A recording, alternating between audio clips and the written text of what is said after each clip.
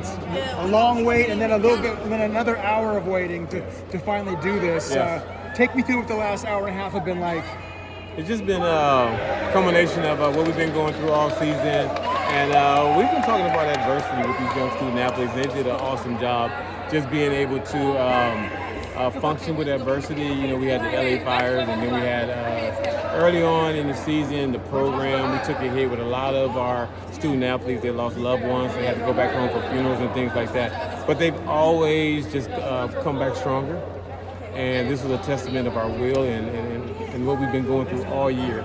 So the little bit on the end, that little extra hour that we had to wait, if you notice, we were just all calm in the storm because we've been here before. And I'm just so proud of them. I'm just so proud of them. It's a little bit long to wait for, but it's sweet.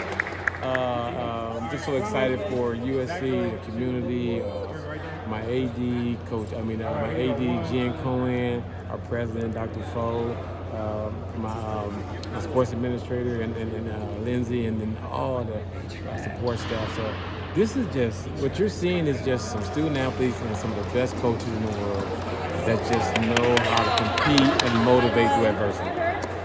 You didn't have the easiest of days, really. It's like a lot of nickels and dimes in order to make this all work out, right?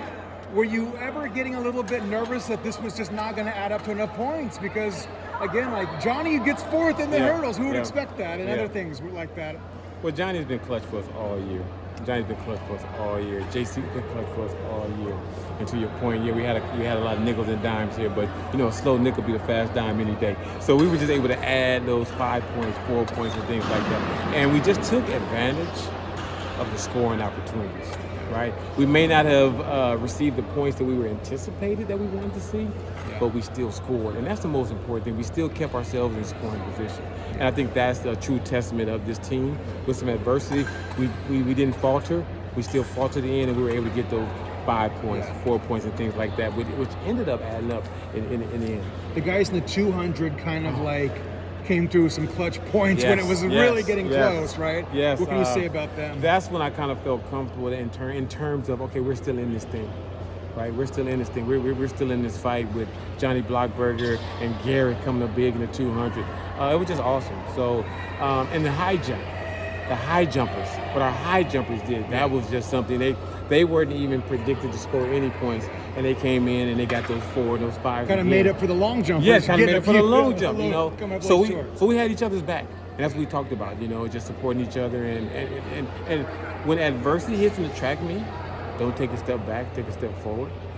So very fortunate, and just had some areas that really stepped up big, like you mentioned, the 200, and also in the high jump area.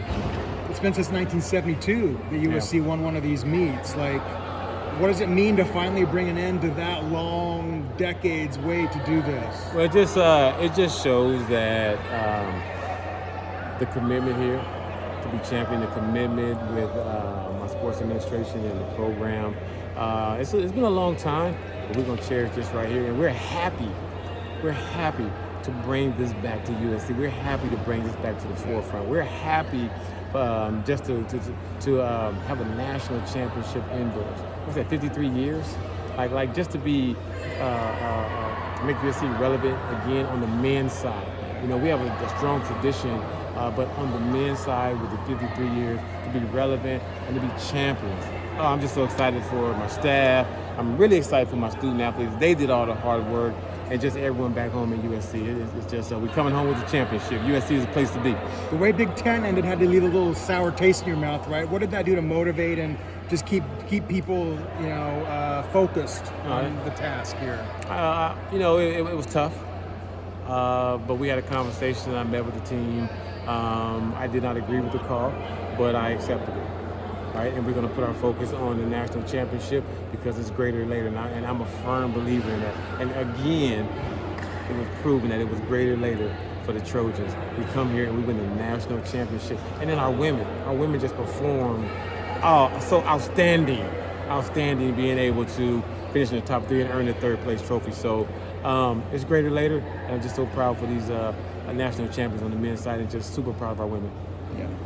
We were able to hear, we could tell by the celebration when you guys got the news there wasn't going to be a rerun.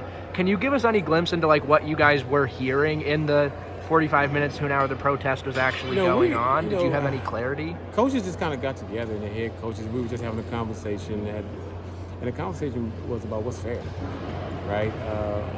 Number one, you can't set a precedent like that, and it's not in the rule book.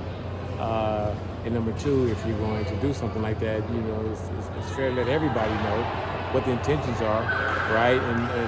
And I know everybody's not going to run again, but you got to have those kind of conversations. But we let it play out. We let it play out, and we just stayed patient and faithful. And I just did not want anything taken away from these men. I just did not. I couldn't accept that, and I'm glad it played out the way it played out. And you're going to have some adversity, right? The officials, they made the right call, and not having to rerun.